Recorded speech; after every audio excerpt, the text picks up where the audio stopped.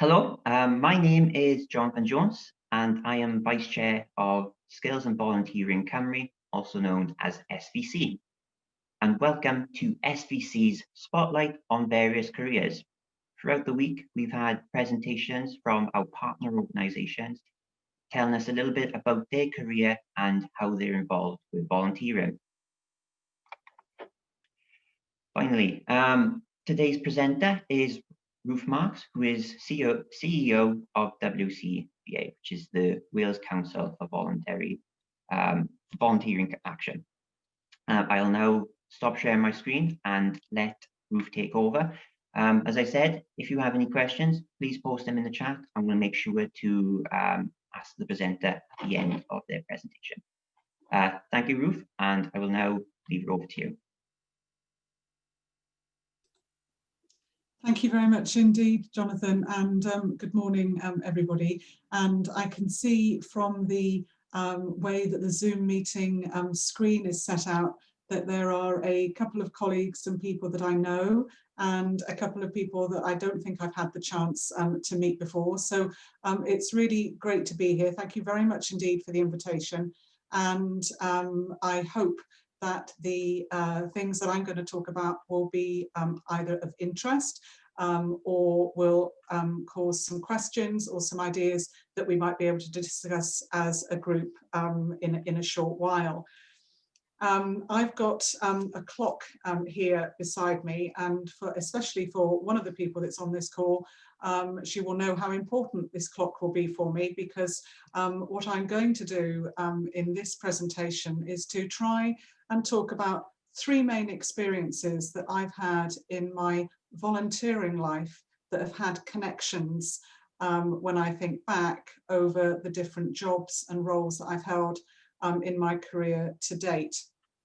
And so in order to divide a 15 to 20-minute maximum presentation into three chunks, then I just needed to remind myself that if I do 5 minutes per experience, that should work out. So that's my plan. So we'll have to see how we go.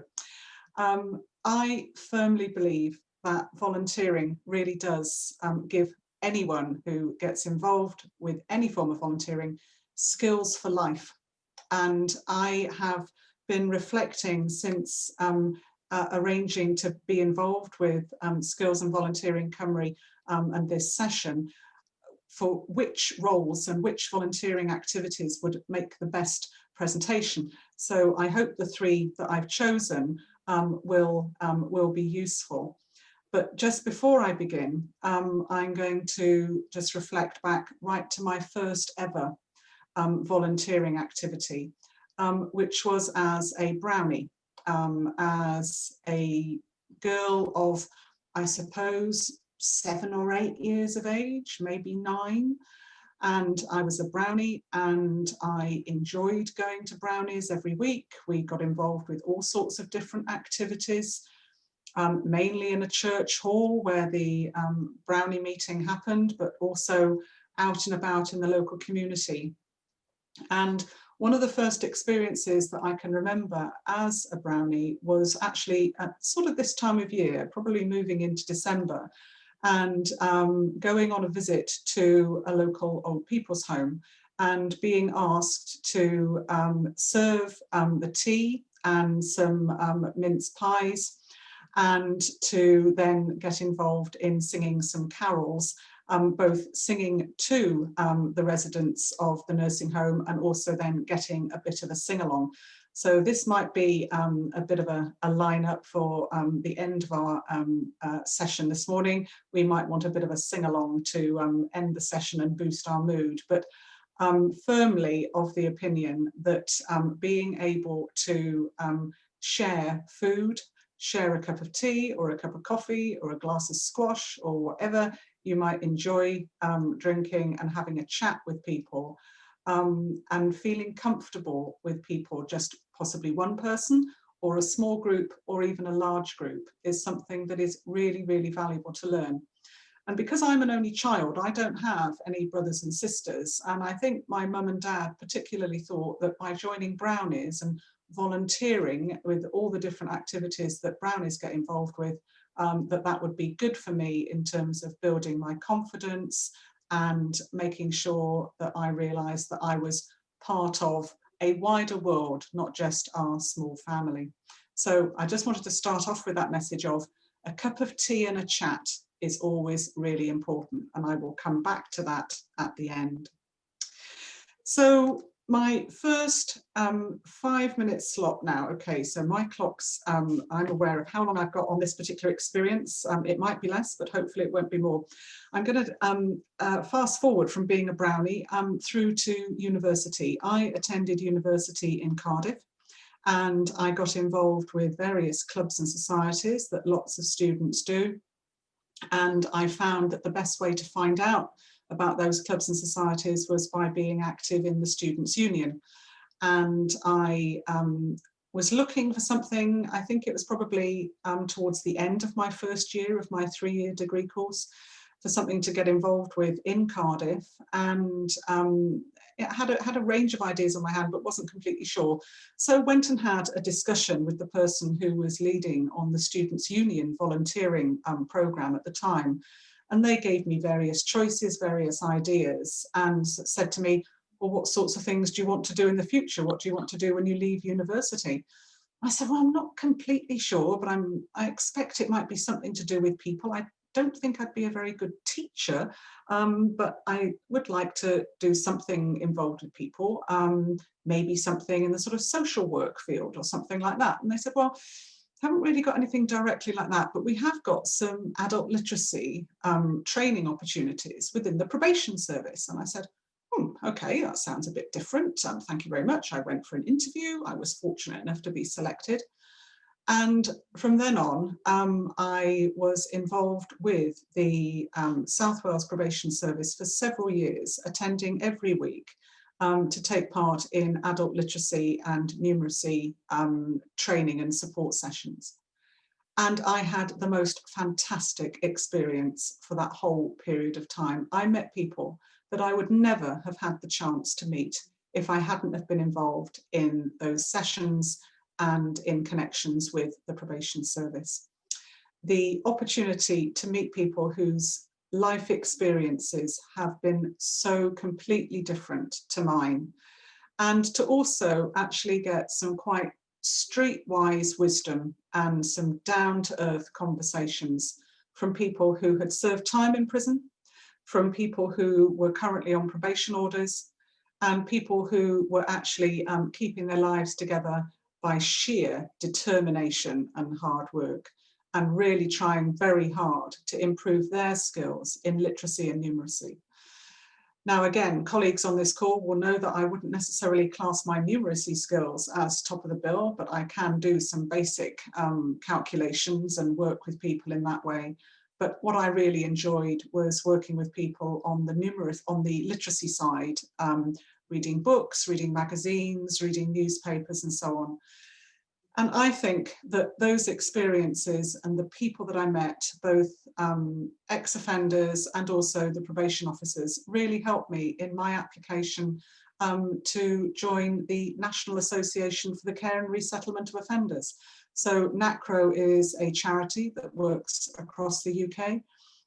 It was a job that I applied for after I'd done a second degree, and the opportunity to work within a charity, to work in a personnel and training function within that charity, but also to not have any airs and graces, because my office was in a porter cabin in a converted garage in the docks in Newport.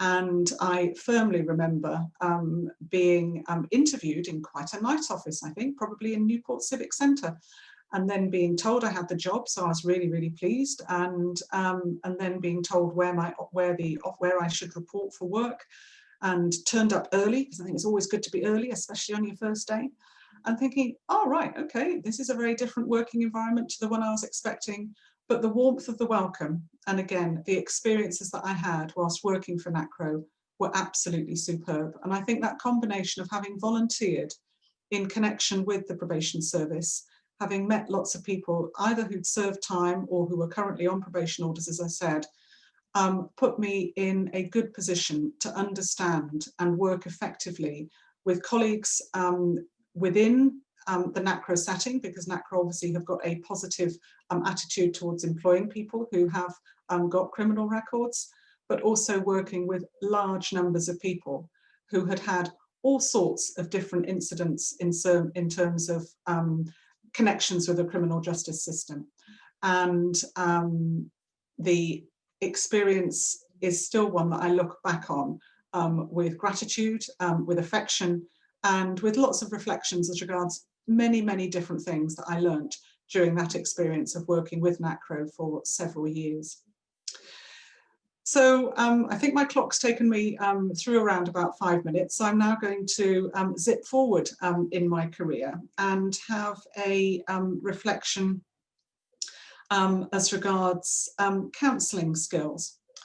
And the period of time, I was trying to think exactly when I was involved with this particular charity and volunteering opportunity, which I'll describe in a moment, but I think it was probably the late 1980s or early 1990s. So it's quite possible that several people who are actually in this presentation at the moment, or who might listen to it on another occasion, weren't even born then. So I really am taking various people probably back in time.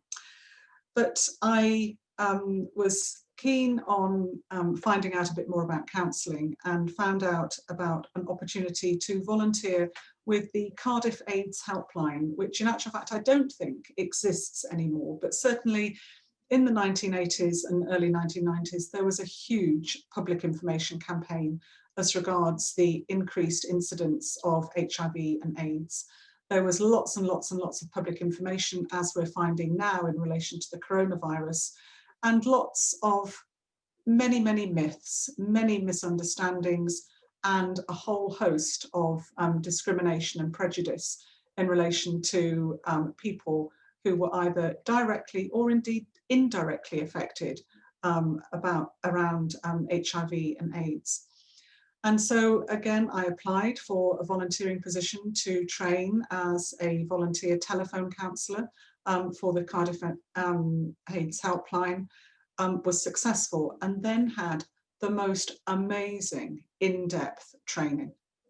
Absolutely fantastic training opportunities afforded by the helpline, both in connection with health professionals in South Wales, social work professionals in South Wales, and then also UK-wide networks providing support to people and families living with HIV and AIDS.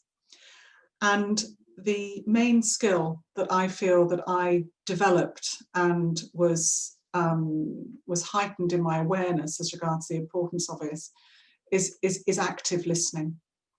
For many of the people who were phoning Cardiff AIDS helpline, we were a source of information, hopefully, not necessarily advice, because that doesn't really fit into many counselling styles, but a listening ear, and sometimes silence for a long time on a telephone call, when you know that you might be sitting in a fairly comfortable office at various times of the day or night, weekdays or weekends, hopefully with that famous cup of tea next to you for your company, and possibly a couple of other volunteers as well.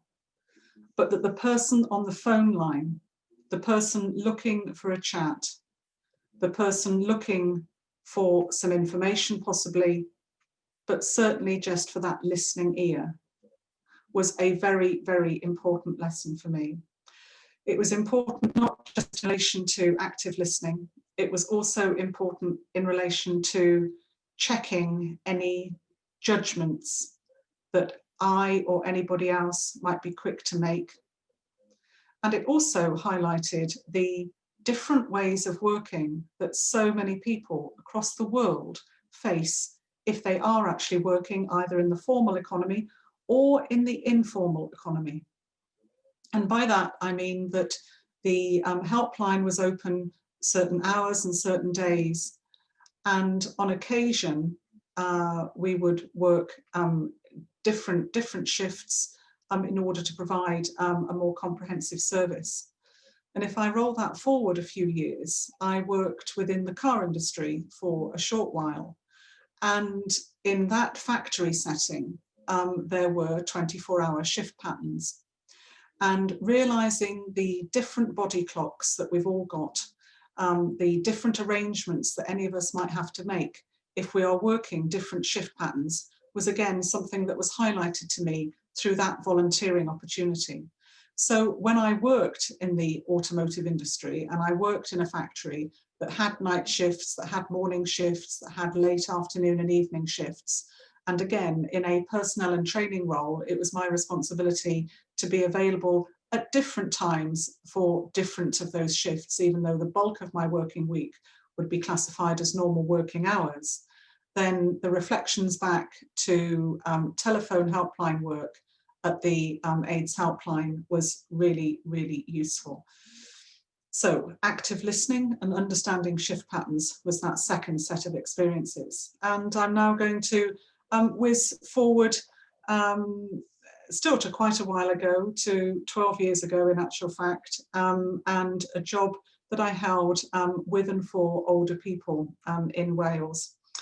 And through being the Older People's Commissioner for Wales, I was linked and connected with lots of individual older people all over the country, but also with lots of different organisations, agencies, charities, departments of government, all sorts of different links and connections. And through my role as the Commissioner, and then through conversations with civil servants in Welsh Government, I was introduced to an organisation called the International Federation on Ageing. And again, I distinctly remember, and this would have been April of 2008. It's very funny, isn't it, how certain dates and times really stick with you over the years. But in April 2008, to be precise, on the 21st of April 2008, I started as the Older People's Commissioner and had a range of correspondence that had been sent in to read and take account of and respond to as quickly as possible in those first few days or weeks of taking up post. And one of the sets of correspondence was from the International Federation on Ageing, introducing themselves to me and requesting a phone call. And I thought, well, this looks very interesting. Was particularly interested when the arrangements to actually make a phone call would involve a link with Montreal, so working out those different time differences as regards what's the time in Canada and what's the time in Wales. And fixing up a phone call and having a very good chat with the person on the other end. And then at the end of that chat, well, it must have been a good phone call because they invited me to a conference later on that year in Montreal. So the first ever chance that I had to visit Canada, first ever chance to, not the first chance to attend an international conference, but the first chance to visit Canada and to connect with people interested in the world of older people and aging and the whole importance of active aging and of intergenerational work. So the opportunity to not only have that job, but also then to be connected with an international voluntary organisation, an international NGO, was fantastic. At the end of that conference, I was invited as a guest observer to one of the IFA's board meetings, and on the back of that, they kindly invited me to be a director, a volunteer director on the IFA board. And that's a role that I'm pleased to say that I hold to this day.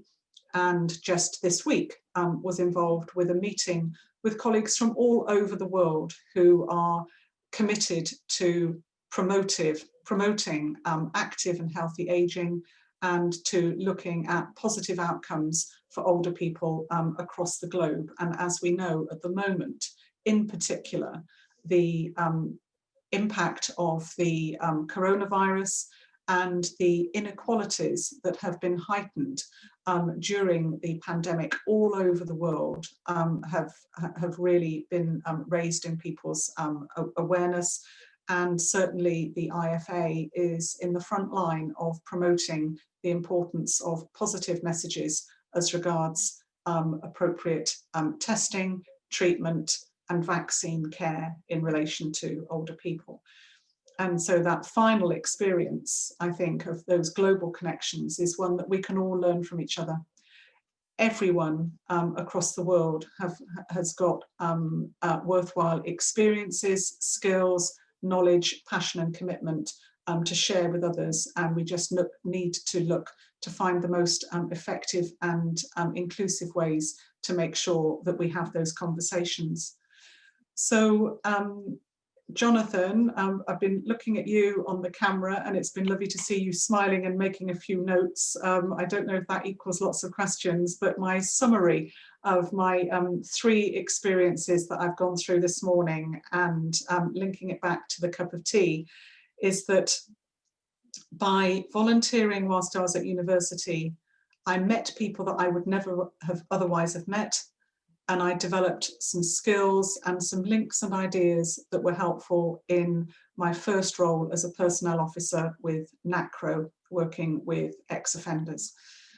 In the Cardiff AIDS helpline, I feel that I developed and improved my listening skills and an understanding of different shifts that different people, when they're working, might be engaged with, and how much of an impact that has on any of us. And finally, the links and connections with individuals and organisations who care about older people across the globe demonstrated to me the importance of connections, yes, in Wales, yes, across the UK, yes, across Europe, and yes, across the world, and how much we can all learn from each other. And most importantly, the opportunity to have a cup of tea, whether it's a cup of tea in real time, which is obviously fantastic, or whether it's a cup of tea through a Zoom's meeting screen. Never ever underestimate the importance of having a cup of tea and a chat with anybody. Thank you ever so much, Jonathan. Thank you, Ruth. And just to sort of point out, you said teaching wasn't for you. I would have loved a teacher who would give a presentation as good as that. And thank you for sort of sharing with us. If anyone in the audience wants to sort of post any questions, please post them in the chat and I'll make sure to ask them. We have got one from, I believe someone, a colleague called Karen Timbrell, who's asked, have you got any photos, Ruth? And I believe she was talking about your experience with inside the brownies. So maybe that's a Christmas treat you could, for Secret Santa or something you could do with the office. Absolutely, absolutely. As I said, if anyone wants to post any questions, please do. I've got a bunch right here. You talked about sort of volunteering during the university years. Do you have any sort of advice for students who are sort of on the fence of volunteering during university? A lot of comments I get from students is it's really difficult in terms of time management, that they want to try and do good with university. Maybe they have a part-time job. Have you got any advice on how they can manage the time, or sort of what would persuade them to sort of do some volunteering? Well, I think that the main thing is to be completely honest as possible, and asking questions as regards the time commitment that might be required, and trying to negotiate either with a volunteer centre or with the charity or the voluntary organisation you might be talking to, and say, I think I've got this amount of time available, but could I try giving some time there? So if I just give an example, it might be useful. I used to work at the RNIB, the Royal National Institute of Blind People, and we had volunteers who very kindly gave their time to record talking books. So we had a bank of volunteers who recorded talking books through the medium of English. We had a bank of volunteers who recorded talking books through the medium of Welsh. And we also had a few volunteers who were able to record books and articles in other languages as well. And some of those volunteers were very, very regular and very committed and very willing to schedule 2 hours every week, and volunteer A would come in on a Monday morning between 11 and 1, and volunteer B would come in on a Tuesday afternoon between 3 and 5, and it was like clockwork. You knew exactly, oh right, it must be 1 o'clock, you know, it must be 11 o'clock on Monday morning because volunteer A is here. And they went into the recording studio, they recorded what they were recording and went away again. On other occasions, people would phone up the week before and say, look, I've just had my shift pattern for next week. It means that I am free on Wednesday morning. Have you got anything that you'd like me to record? And so every organisation is different in the same way as every single member of staff and every volunteer is different. All our circumstances can change just like that. So be open and honest, give it a go. And if you want to do more of it, there's likely to be the opportunity. And if you want to dial it down, then there's no problem either. Far better a willing and happy volunteer for a couple of hours on a regular basis than somebody who actually says they'll turn up and doesn't. That is really, really tricky for charities and voluntary organisations, especially if they're relying on one person for one thing or a couple of people. And obviously people can get ill and circumstances do change. But just being honest and open and giving it a go is a good starting point. Thank you. Another comment from the audience, Karen again. In my experience, volunteering alongside anything else, studying or working full time, can actually help you keep a good balance and prevent you from being too absorbed in any one thing. Thank you for that, Karen. You talked about your time. Am I pronouncing the acronym right? NARCRO, is that the probation? That's the correct acronym. During your time, did you notice any change within the industry? Were people becoming more sort of aware of people coming out of prison, needing a job, and sort of joining on into your organisation? Absolutely. And in actual fact, the main responsibility that I had in NACRO was exactly as you described, Jonathan.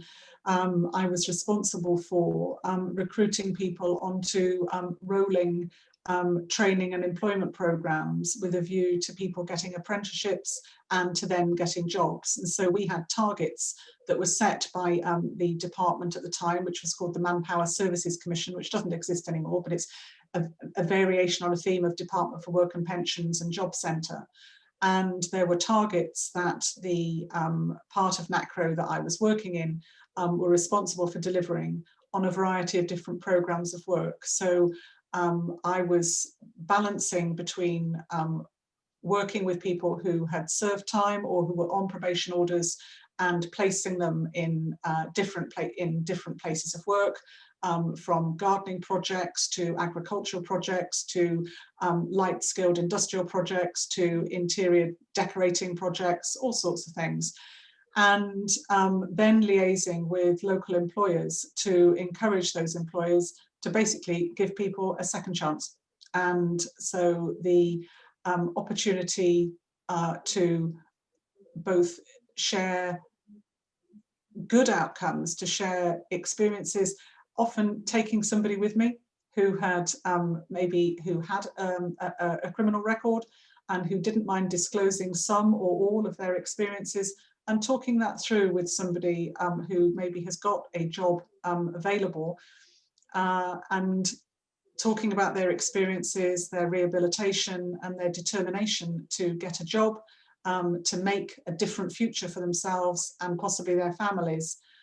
There is nothing like that as a walking positive advert for an employer, and especially an open-minded employer who has got the ability to see beyond something that might be written down or recorded on a declaration on a job application form. That's great, thank you.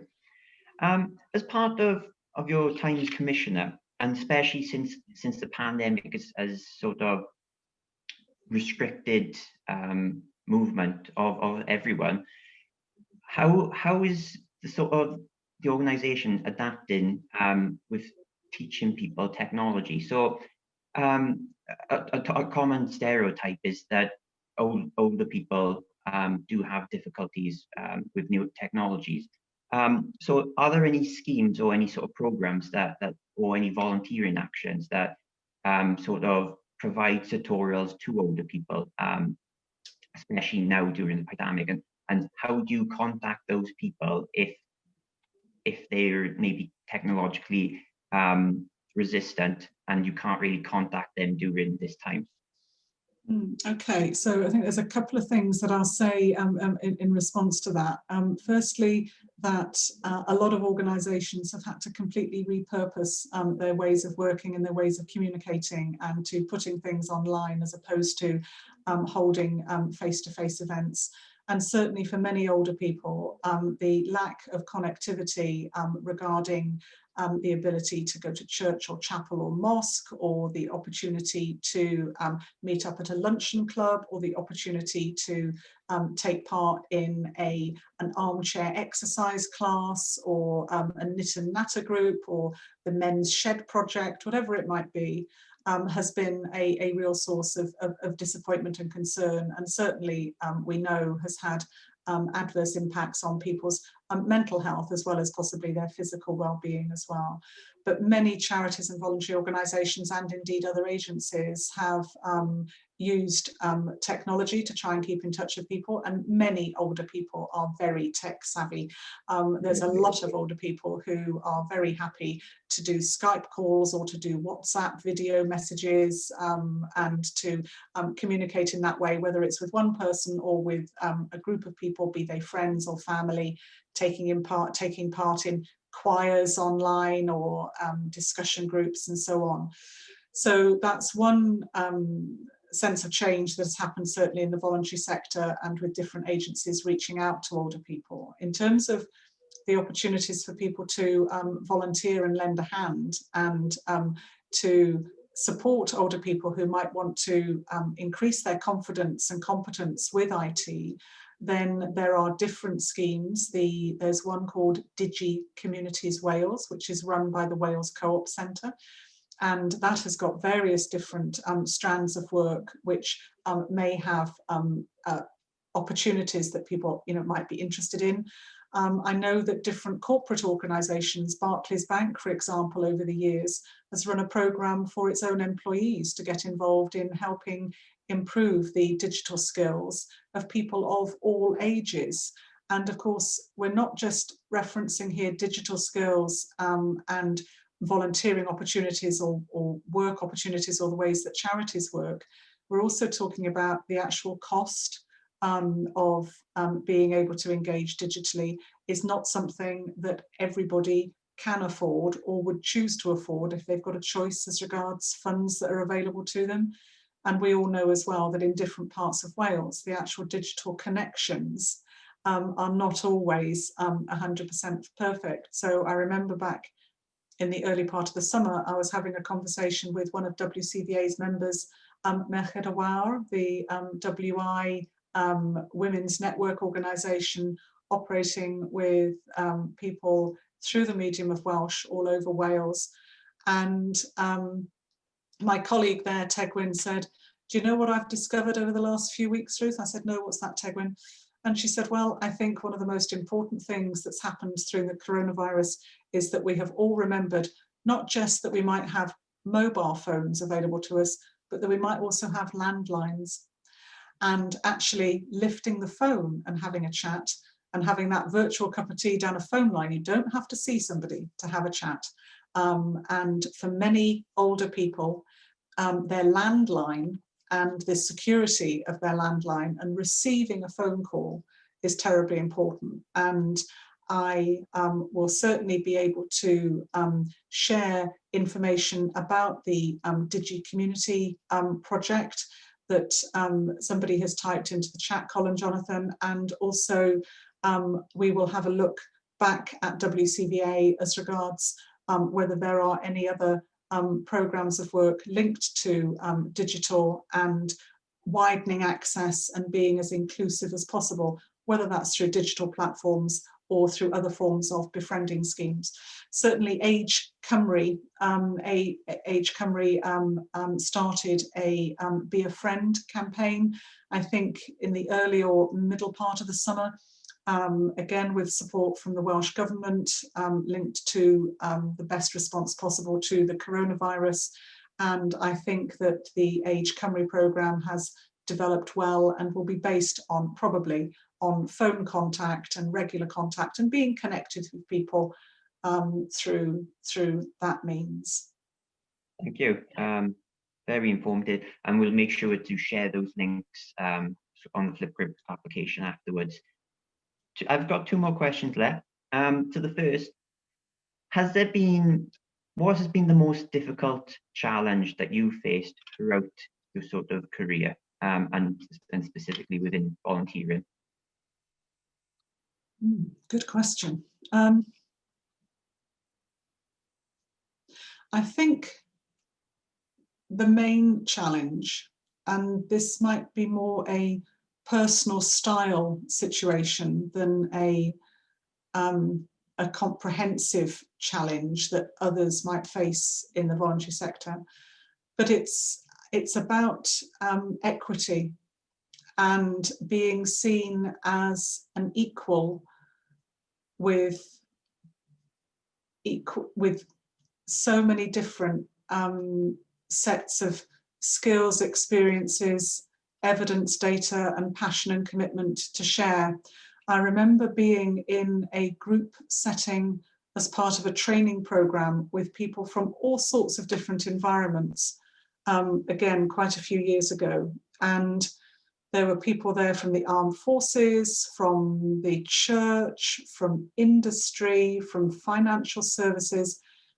I think I might have been the only person that at the time worked for a charity.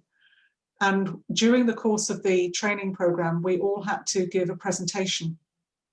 And the time came for my presentation. I prepared for it to a certain degree, but felt that I had to demonstrate some different things to that mixed audience. And by this stage, the group of people there weren't necessarily friends. We hadn't known each other that long, but they were certainly good acquaintances. Indeed, some of them I'm still in contact with now. But I felt that I had to really push and demonstrate that I, as a charity chief executive, was their equal, as senior managers or directors in organisations as diverse as the armed forces, industry and commerce and so on.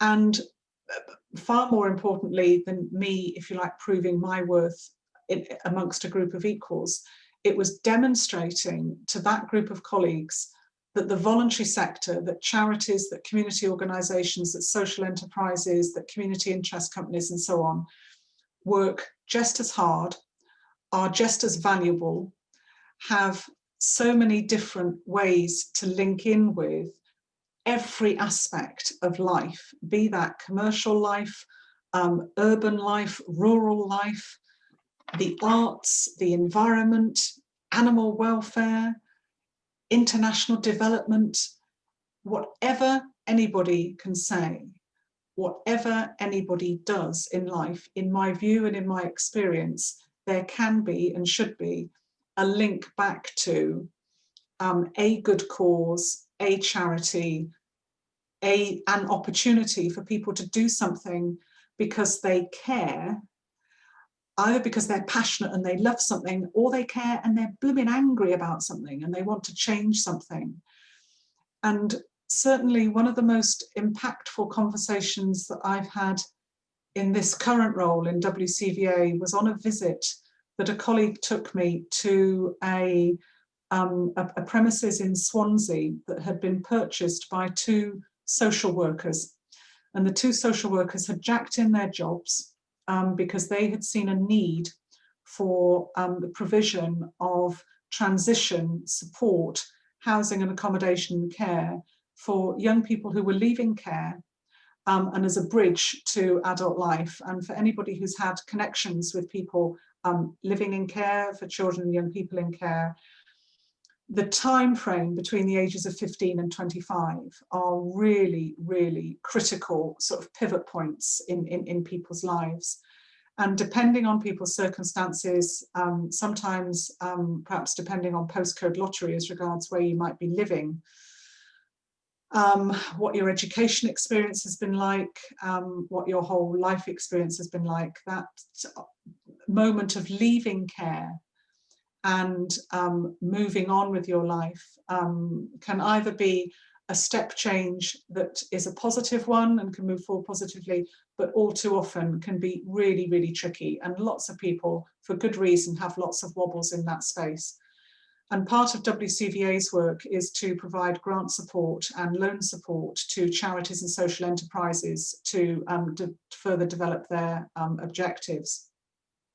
And my colleague took me to meet these two social workers, and he said to me, "You'll be blown away." And I thought, okay, fine. You know, my colleague is really passionate about his job, which is great. It was great to go on this visit. It was great to meet the social workers. But it wasn't until they showed me round the premises that they bought, partly with the loan that we'd been able to give them, that they introduced me to a couple of the residents in the property. Obviously, everybody checked that people were happy to have a chat. Nothing was being recorded. It was just a conversation. But the key point that I remember one young woman said to me in that setting, she said, "Do you know what's great about being here?" I said, "No." "What is it?" "Well, you know, firstly, it's warm, it's tidy. I'm able to not quite come and go as I please, but you know, I understand the rules. In actual fact, I've helped make the rules. But there's also a range of volunteers who come here." And I said, "What's great about the volunteers then?" And she said, "They come because they want to. They're not paid to." And I think that really does sum up, especially in the field of working one-to-one with people or with groups of people who've got different life experiences to any of us.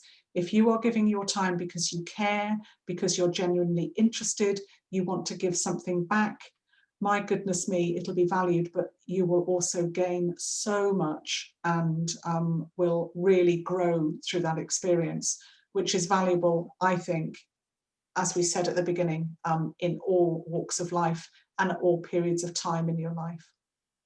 Thank you, Ruth. That's very insightful. I've got one last question, and I've tried to ask most of the presenters throughout this week. Do you have a standout story of someone who you've met previously early on in your career, and maybe you bumped into them further down the line, and it's just sort of, it's a great story, well, or do you have any anecdote of sort of something similar? Yes, I think the one that I often refer back to was when I was working as the Older People's Commissioner. I was involved in a research project with the Joseph Rowntree Foundation, and part of the project set up a discussion group with people, and a meeting that happened to be held in London in a community centre. And the group of people who attended the meeting were from tenants groups around a housing estate in this particular area in London. And anybody who's been involved in tenants groups or in social housing know that people are not backward in coming forward and are not shy about saying what they think or feel, and certainly not shy about standing up for their rights and for speaking up on behalf of other people. And the research programme discussion meeting in this particular community centre got people into small groups, and there was an icebreaker discussion before we got into the research questions. And the icebreaker question I can remember was specifically, what do you think are the most important things to older people? And so the group was, I don't know, maybe 10 people in this little group, and the whole group was maybe 40, and we were split into 4 groups of 10. And I was buddied up with a gentleman who was a pensioner. He'd been active on the tenants group within their housing estate and the housing association where he had his flat. And he and I were linked up for this icebreaker conversation. And I can picture him now sitting on a hardback chair in a community centre in London. And so we had to ask each other what each of us thought was most important to older people. And he said to me, "Well, Ruth," he said, "there's 3 things I think are important to older people." And I said, "Okay, fine, what are they?" And he said, "Well, firstly, that you have got either good health or that you are able to manage your health conditions. That's the first thing. The second thing is that you might have family or friends with whom you are in good contact. And the final thing was something to look forward to. And whether that's something to look forward to was today, or in 1 week's time, or 3 months' time, or possibly even in a year's time. Having good health or being able to manage your health, having friends or family that you are in good contact with, and having something to look forward to are 3 things that I very regularly reflect back on and remember that pensioner on that housing estate in that community centre, albeit 10 or 11 years ago. That would be a standout message from me. That's very profound. I think those sort of points resonate with me. I think those points are not only applicable to older people, but I think that's a really good sort of standpoint for everyone. That's all from me.